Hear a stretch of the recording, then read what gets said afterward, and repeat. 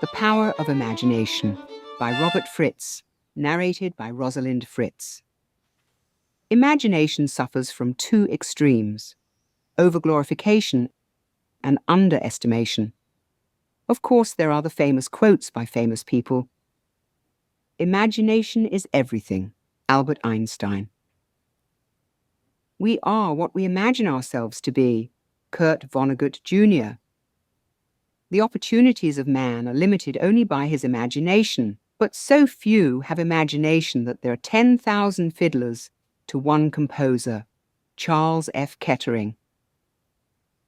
Everything you can imagine is real, Pablo Picasso. The human race is governed by its imagination, Napoleon Bonaparte.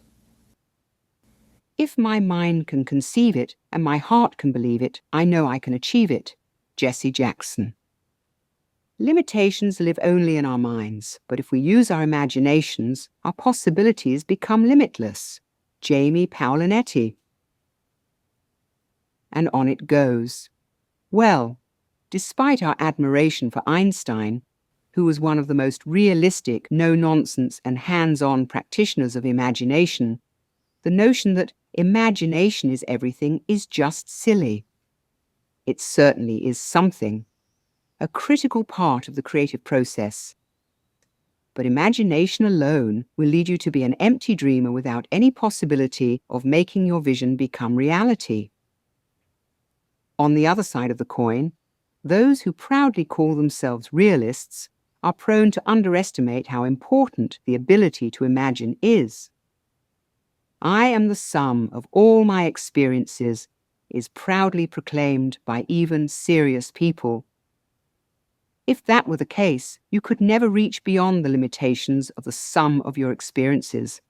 This is why Einstein also said, "Imagination is more than knowledge, for knowledge is limited to all we now know and understand, while imagination embraces the entire world and all there ever will be to know and understand." Many of the over-the-top platitudes in favor of imagination are in reaction to the tyranny of extrapolation, that habit of thinking that the future is merely an extension of the past. Without imagination, not much can happen. With it, a door is opened. But imagination takes practice. If you are not used to the type of imagination that is common in the creative process, it is time to begin exercising it. There are a few distinct domains in which imagination is particularly useful. The first is about the outcomes you want to create. This is always the final stage of a creation, not the process, not the current reality. If you were able to create the actual result you wanted, what would it look like? What would it feel like? What do you imagine it to be? You would form a picture or many pictures of the result. If it were a house you wanted to live in, what would that house look like? What would it feel like when you are there? What would it sound like? What would the outside be like? How about the neighborhood? Without imagination, you would have to look around at a large variety of houses to see if any of them were to your liking. But with imagination, you can focus in on exactly the type of house you want.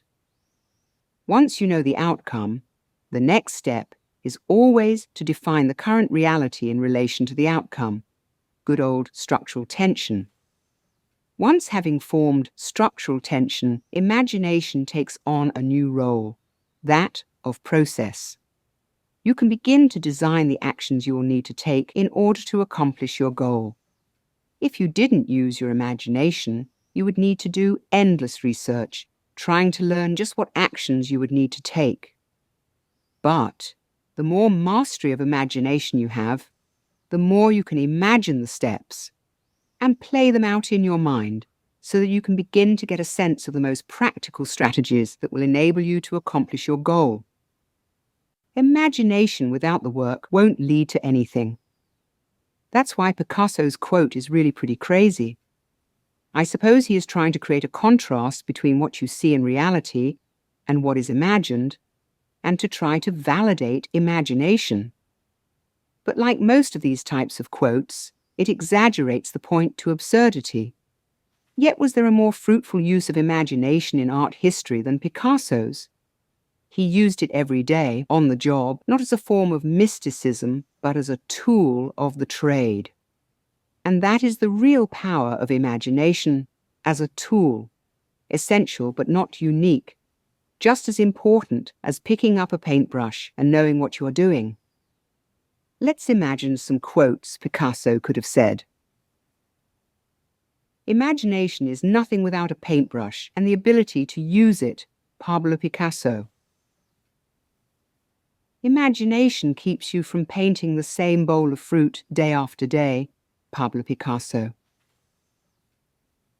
Imagination is to painting as soy sauce is to Japanese food, Pablo Picasso. Every day, exercise your imagination, and you will build that capacity to see beyond the circumstances, and from that, broaden your ability to create the life you want. Without it, you won't be able to create the life you want. But if that is all you did, sit around imagining what you want, despite what Kurt Vonnegut Jr. said, we are what we imagine ourselves to be. We would be a variation of Walter Mitty, the fictional character in James Thurber's story, The Secret Life of Walter Mitty. He imagines himself to be a heroic pilot and an emergency room surgeon, but in real life, he is not what he imagined himself to be, Kurt Vonnegut's quote notwithstanding. He is simply an ineffective dreamer who substitutes fantasy for real life. Imagination is one among many tools of the creative process, and an essential one to be developed, one to work and use every day, one to focus and drive and push and play with, but not one to glorify. Imagine the possibilities.